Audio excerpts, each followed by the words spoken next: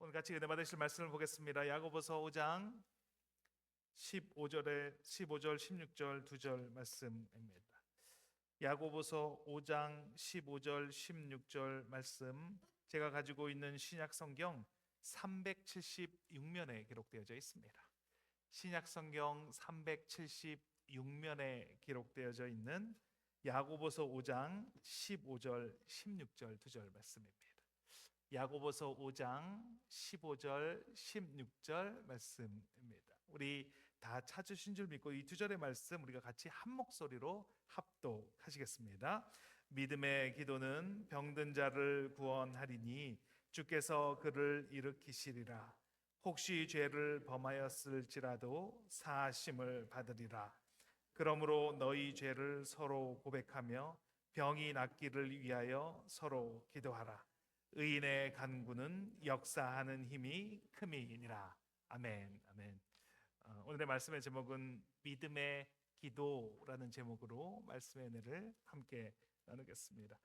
오늘 말씀은 질문으로 시작을 하기를 원합니다. 그 질문은 그것입니다. 성경을 읽으면 읽을수록 믿음이 좋아지십니까? 라는 것이 오늘의 질문입니다. 아니면 성경을 계속 읽고 있는데 믿음은 그대로인 것 같다라고 생각하십니까? 성경을 안 읽어서 잘 모르시겠다고요? 예. 그러면 질문을 이렇게 바꿔 보겠습니다. 성경이 왜 잘 읽어지지 않습니까? 왜 성경을 읽으려고 하는 마음이 잘 생기지 않을까요? 성경을 읽을 때마다 믿음이 이렇게 증가되는 것이, 믿음이 늘어나는 것이 막 경험이 되어진다면 우리가 성경을 계속 읽으려고 하지 않겠습니까?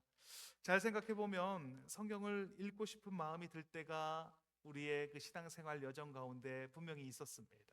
한두 번씩은 다 있었습니다. 누가 뭐라고 하지 않아도 성경을 읽고 싶은 마음이 막 불같이 타오르는 때가 있었습니다. 처음 예수님을 만났을 때 성경을 읽고 싶어서 다른 일을 미룬 적이 있지 않으십니까? 성경을 너무 읽고 싶어서 잠을 안 자고 읽었던 적이 우리 다 있지 않습니까? 예.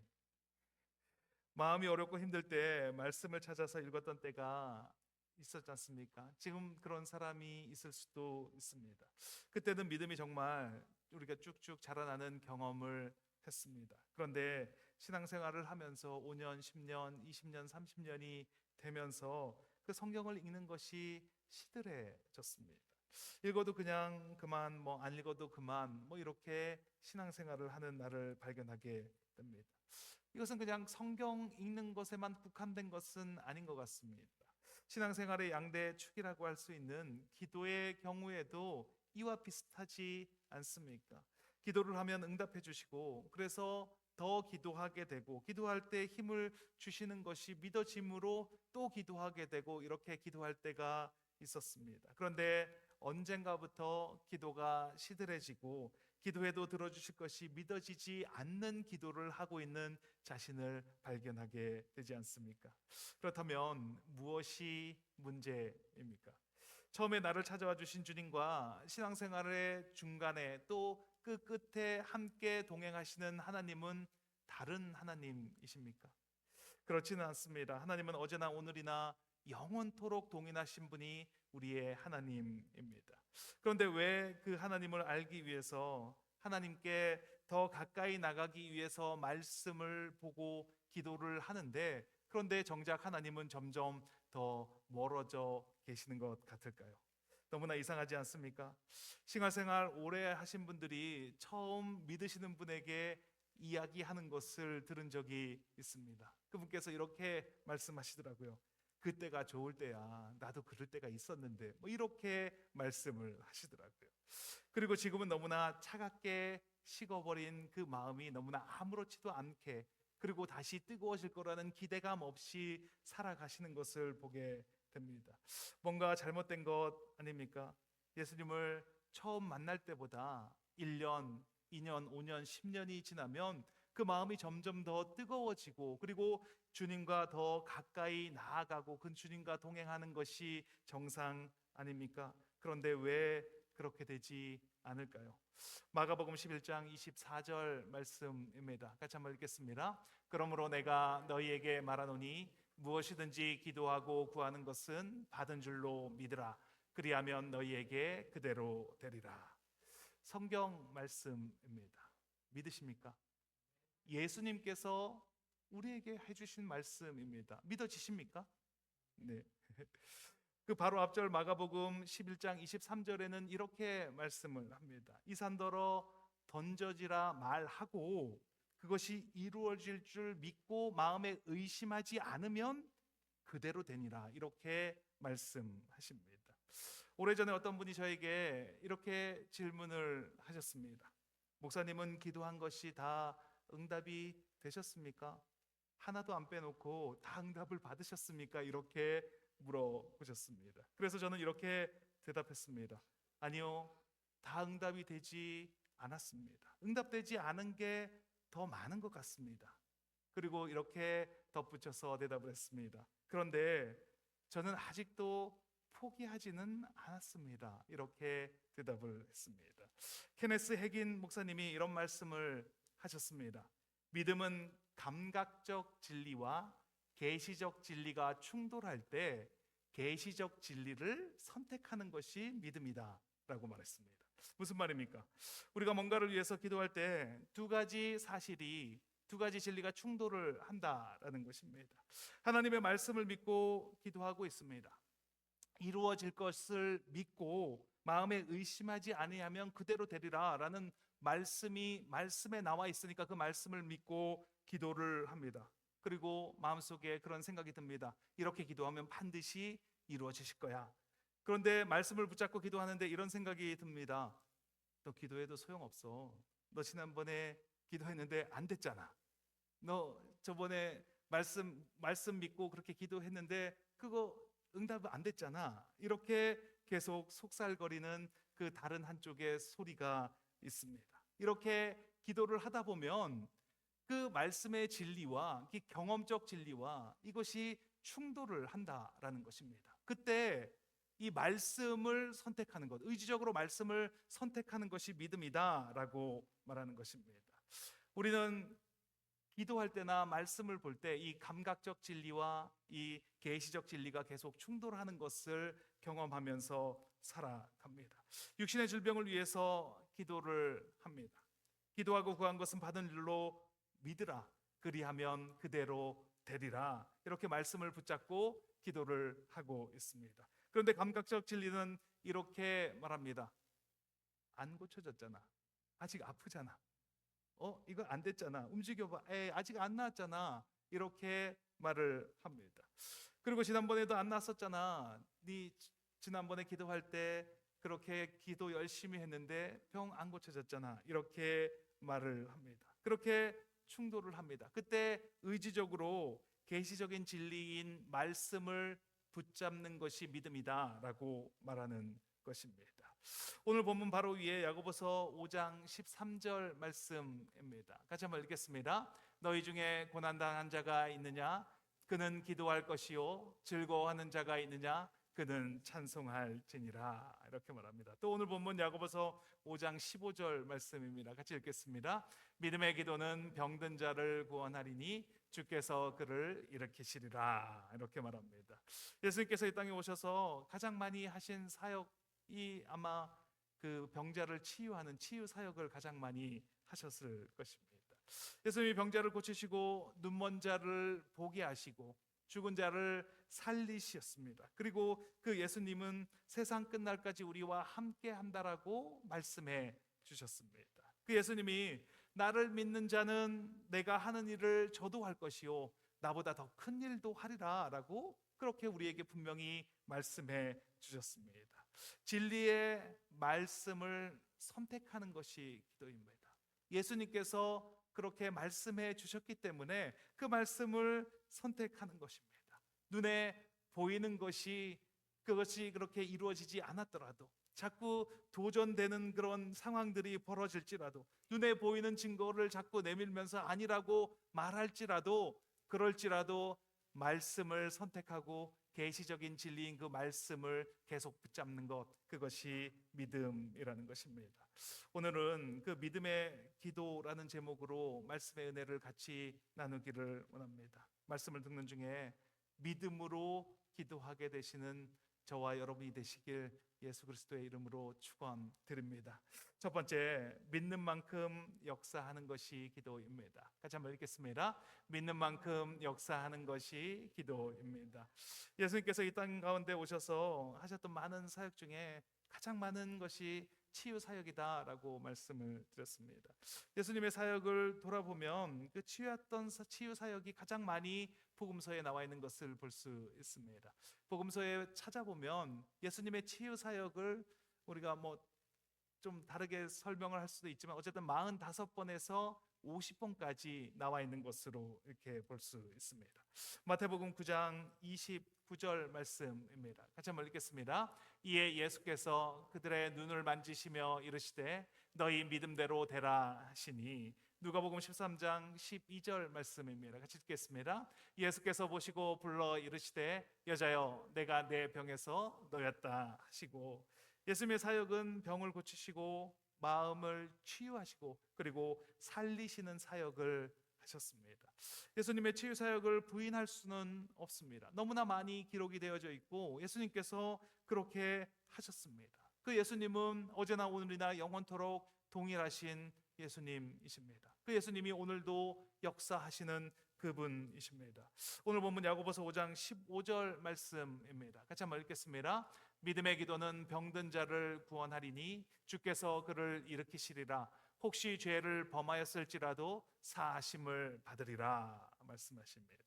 그런데 그 믿음의 기도는 병든 자를 구원한다 이렇게 말하고 있습니다. 우리가 문맥상으로 보면 믿음의 기도는 병든 자를 치유하리니 이렇게 하는 것이 또 문맥상으로 맞아 보입니다. 그런데 믿음의 기도는 병든 자를 구원한다 이렇게 말하고 있습니다. 복음서에서 이 예수님이 맹인거지 바디메오를 고쳐주는 장면에서도 이와 비슷한 말씀을 하십니다. 바디메오는 예수님께 다윗의 자손 예수여 나를 불쌍히 여기소서라고 그렇게 소리를 지릅니다. 그랬더니 주변에 있는 사람들이 조용히 하라고, 잠잠하라고 그를 자제시킵니다. 그런데 예수님께서는 그를 부르라라고 말씀을 하십니다. 그랬더니 그가 겉옷을 버리고 예수님께 뛰어갔다라고 성경은 말합니다. 그렇게 나온 바디메오에게 예수님이 말씀하십니다. 내게 무엇을 하여 주기를 원하느냐라고 그렇게 질문을 하셨습니다. 그때 바디메오는 이렇게 대답을 합니다. 보기를 원하나이다. 주여 내가 보기를 원하나이다. 그때 예수님은 내 눈을 떠라 네가 볼지어다 이렇게 말씀하시지 않고 믿음이 너를 구원하였느니라 이렇게 말씀을 하십니다. 그리고 곧 보게 되었다라고 성경은 기록하고 있습니다. 믿음의 기도는 구원으로 연결이 되고 그리고 그 구원받은 은혜의 선물로 주어지는 것이 치유라는 것입니다. 저는 물론 요즘도 치유를 위해서 예배 때마다 기도를 합니다. 그런데 좀 오래전에 한동안은 저는 오직 치유만을 놓고 기도했던 적이 있습니다. 그때 기도를 하는데 하나님께서 제 마음 가운데 확신을 주셨습니다. 조영기 목사님께서 말씀하셨듯이 육신이 연약한 사람들의 믿음을 고백할 때 그 믿음의 고백 위에 하나님께서 역사하셔서 반드시 치유하신다라는 말씀이 제 마음 가운데로 이렇게 들어오게 되었습니다. 그래서 그것이 막 믿어지면서 이 마음이 막 뜨거워지는 겁니다. 그러면서 내가 막 손을 얹으면은 누구라도 다 치유가 될 것 같은 그런 마음이 막 들었습니다. 그래서 주변을 돌아봤는데 아무도 없는 겁니다. 그래서 이것을 어떻게 하나 하다가 저한테 임상 실험을 해보기로 했습니다. 그래서 제가 그 당시에 그 아이들을 데리고 그 새벽 예배를 다녔기 때문에 아이들을 이렇게 안고 내리고 하다가 허리를 좀 삐끗해서 허리가 좀 시큰시큰하는 그런 때였습니다. 그래서 제 허리에다 대고 임상 실험을 하기로 했습니다. 제 허리에 손을 얹고 나사렛 예수 그리스도의 이름으로 명하노니 허리가 깨끗하게 되었느니라, 깨끗하게 치유되었느니라 이렇게 그 선포를 했습니다. 그랬더니 막 허리가 막 뜨거워지는 것 같습니다. 아프고 시큰시큰하던 그 허리가 막 뜨거워지면서 금방이라도 막 나을 것 같습니다. 그렇게 기도가 끝이 났습니다. 한참 동안 기도를 하고 끝이 나서 일어나 가지고 허리를 이렇게 돌려봤는데 애매합니다. 나은 것 같기도 하고 안 나은 것 같기도 하고 완전히 낫지는 않았습니다. 허리가 바로 괜찮아지지는 않았습니다. 그런데 중요한 것은 지금은 완전히 멀쩡합니다. 지금은 완전히 치유가 되었습니다. 반드시 그 예수 그리스도의 이름으로 기도하면 낫는다라는 그 믿음을 붙잡았더니 그랬더니 믿음의 확신을 주셨습니다. 그래서 계속 믿음을 가지고 제 허리를 위해서 기도했더니 그 기도가 조금 바뀌게 되었습니다. 놀라운 것은 그 기도를 하면 할수록 내가 죄인인 것이 깨달아지는 것입니다. 나는 내 힘으로 어떻게 할 수 없는 죄인이었고 그 내 죄를 위해서 예수 그리스도께서 이 땅에 오신 것이 믿어지는 겁니다. 그리고 나의 죄를 위해서 물과 피를 다 쏟으시고 십자가에서 죽으신 그 예수님이 계속 묵상이 되고 예수님께 내가 나아가는 것이 계속 묵상이 되는 것입니다. 그리고 언제인지 모르게 제 허리는 깨끗하게 나았습니다. 요한복음 14장 12절 말씀입니다. 같이 한번 읽겠습니다. 내가 진실로 진실로 너희에게 이르노니 나를 믿는 자는 내가 하는 일을 그도 할 것이요 또한 그보다 큰 일도 하리니 이는 내가 아버지께로 감이라. 예수님께서 우리를 위해서 이 땅에 오셨습니다. 그리고 수치와 고난을 받으시고 십자가에서 죽으심으로 우리의 죄값을 다 치러 주셨습니다. 그렇기 때문에 우리는 구원받은 자가 되었습니다. 구원을 받았다는 말은 우리는 더 이상 죄인이 아니라는 말입니다. 그렇게 우리가 질병에서 놓이는 것은 너무나 당연합니다. 죄인들이 받아야 할 그 질병에서 우리가 구원을 받았기에 그 질병에서 놓여지는 것이 너무나 당연한 것이 믿어지는 것입니다. 요한일서 5장 4절 말씀입니다. 같이 읽겠습니다. 무릇 하나님께로부터 난 자마다 세상을 이기느니라. 세상을 이기는 승리는 이것이니 우리의 믿음이니라. 믿음의 기도는 믿는 만큼 역사하게 되어 있습니다.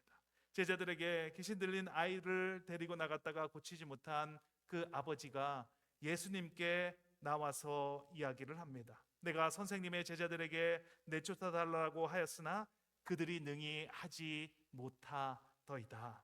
그리고 예수님께서 하실 수 있거든 우리를 불쌍히 여기사 우리를 도와주십시오. 이렇게 말을 했습니다. 예수님께서 말씀하십니다. 할 수 있거든이 무슨 말이냐? 믿는 자에게는 능히 하지 못할 일이 없느니라 라고 말씀합니다.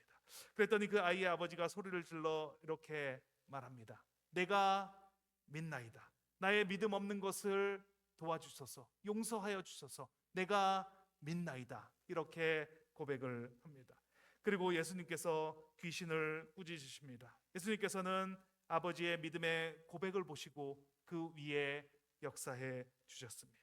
믿음의 기도는 믿음의 고백 위에서 역사하는 것입니다. 그 진리의 말씀이 얼마나 신뢰하느냐, 그리고 그 말씀이 이루어 주실 예수님을 얼마나 믿느냐에 따라서 그것이 이루어지는 것입니다. 그 믿음의 기도를 통해서 우리는 성장하고 자라게 되는 것입니다. 귀신 들린 아이의 귀신을 쫓아낼 때 제자들이 질문을 했습니다. 그때 예수님은 이렇게 대답을 해 주셨습니다. 기도 외에는 다른 것으로는 이런 종류가 나아갈 수 없느니라. 우리 모두 믿음의 기도를 통해서 구원의 확신과 육신의 질병을 온전하게 치유하시는 저와 여러분이 되시길 예수님의 이름으로 축원드립니다. 두 번째, 믿음의 기도는 정직한 기도입니다. 같이 한번 읽겠습니다. 믿음의 기도는 정직한 기도입니다. 야고보서 5장 16절 말씀을 같이 보겠습니다. 같이 한번 읽겠습니다. 너희 죄를 서로 고백하며 병이 낫기를 위하여 서로 기도하라. 의인의 간구는 역사하는 힘이 큼이니라. 병이 낫기를 위해서는 죄를 고백하며 서로 기도하라라고 그렇게 말씀합니다. 그렇게 기도하는 것을 의인의 간구다라고 그렇게 말씀하고 있습니다. 성경에서 말하는 의인은 더 이상 죄인이 아닌 사람을 의인이다라고 말합니다. 인간은 원래 죄인의 혈통으로 말미암아 죄인으로 살다가 영원한 지옥으로 갈 수밖에 없는 그런 존재였습니다. 그런데 예수 그리스도를 믿고 그를 믿는 믿음으로 죄인에서 의인으로 옮겨졌습니다. 이런 의인의 간구는 역사하는 힘이 크다라고 그렇게 말씀합니다.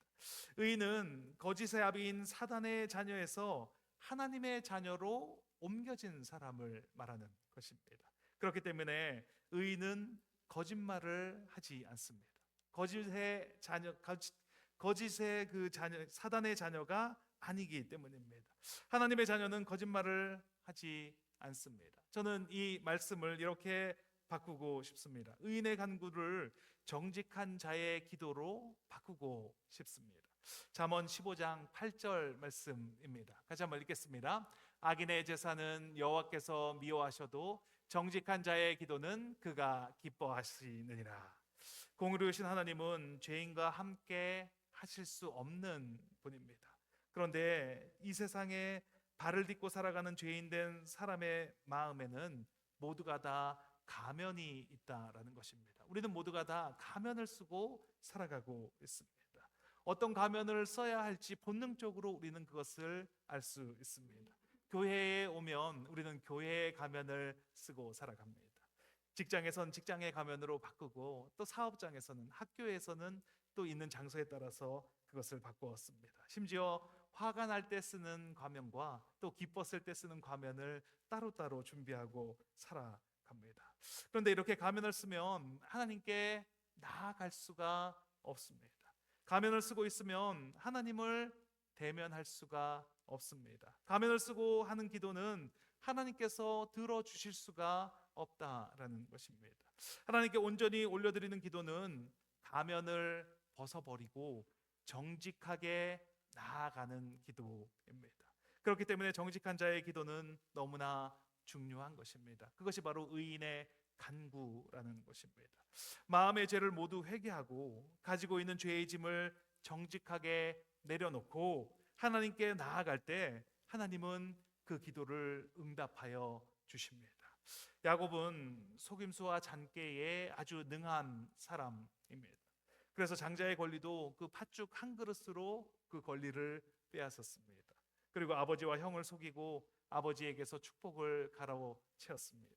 그런데 창세기 32장에 형 에서를 만나는 가는 장면에서 야곱의 정직한 기도가 나타나고 있습니다. 창세기 32장 11절 말씀입니다. 같이 한번 읽겠습니다. 내가 주께 간구하오니 내 형의 손에서 에서의 손에서 나를 건져내옵소서. 내가 그를 두려워함은 그가 와서 나와 내 처자들을 칠까 겁이 나기 때문이니이다 라고 말합니다. 그렇게 정직한 기도를 올려드렸더니 그 다음 절에 바로 하나님의 말씀을 붙잡는 일이 일어납니다. 창세기 32장 12절 말씀입니다. 같이 읽겠습니다. 주께서 말씀하시기를 내가 반드시 내게 은혜를 베풀어 내 씨로 바다에 셀 수 없는 모래와 같이 많게 하리라 하셨나이다. 정직하게 고백하면 그 다음엔 하나님의 말씀을 붙잡게 됩니다. 여전히 두렵지만 형 에서를 만나러 가는 것은 여전히 두려운 일이지만, 그렇지만 하나님의 말씀을 붙잡고 용기를 냅니다. 정직하게 고백하는 야곱의 기도를 들으시고 하나님께서 하나님의 사자를 보내셔서 그 야복 강가에서 밤새도록 씨름을 하게 합니다. 그리고 그 야곱을 이스라엘이라는 이름으로 바꾸어 주십니다. 정직한 기도는 응답됩니다. 기도뿐만 아니라 정직한 사람의 말은 그 세상에 영향력이 있습니다. 어떤 할아버지가 동네 시장에서 과일을 샀습니다. 그런데 그 과일이 맛이 없었습니다.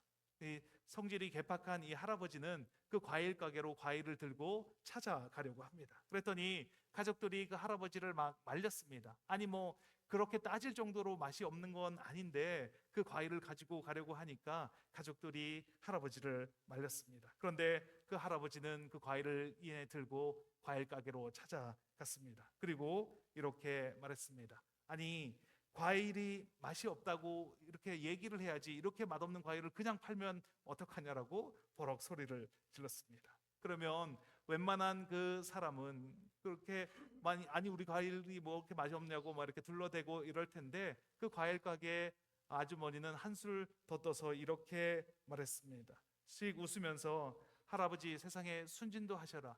장사꾼의 이야기를 그렇게 다 믿는 사람이 어디 있어요? 라고 하면서 과일을 하나를 들더니 베어 물었습니다. 그리고 정말 내가 먹어도 맛이 없네 라고 말하면서 과일을 바꾸어 주었습니다. 그랬더니 그 할아버지가 너무나 기분이 좋아서 그 과일 바구니를 몇 개를 더 사가지고 웃으면서 집으로 돌아갔다는 것입니다.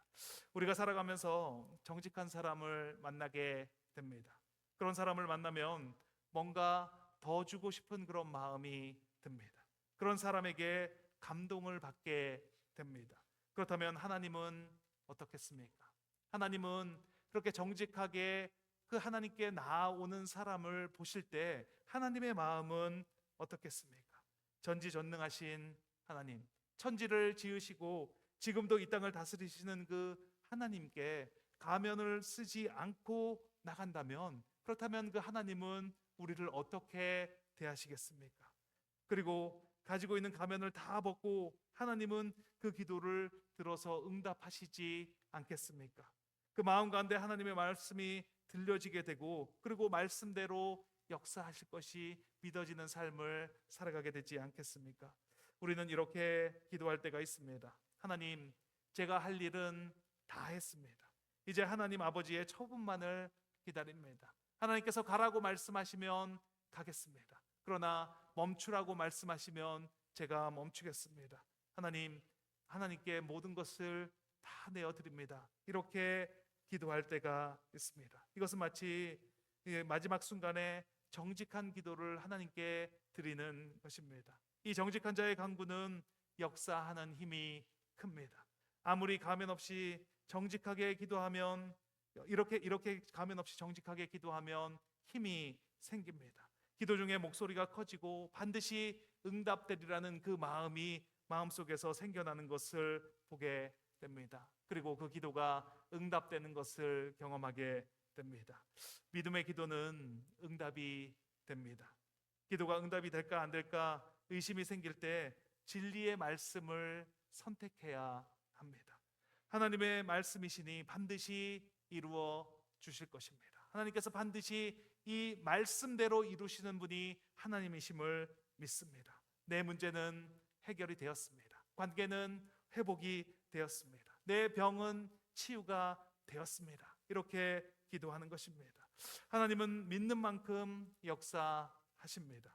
내게 있는 가면을 다 벗고 세상의 짐을 내려놓고 정직하게 고백할 때 하나님 반드시 그 기도에 응답하십니다. 기도한 대로 역사하는 하나님을 경험하게 됩니다.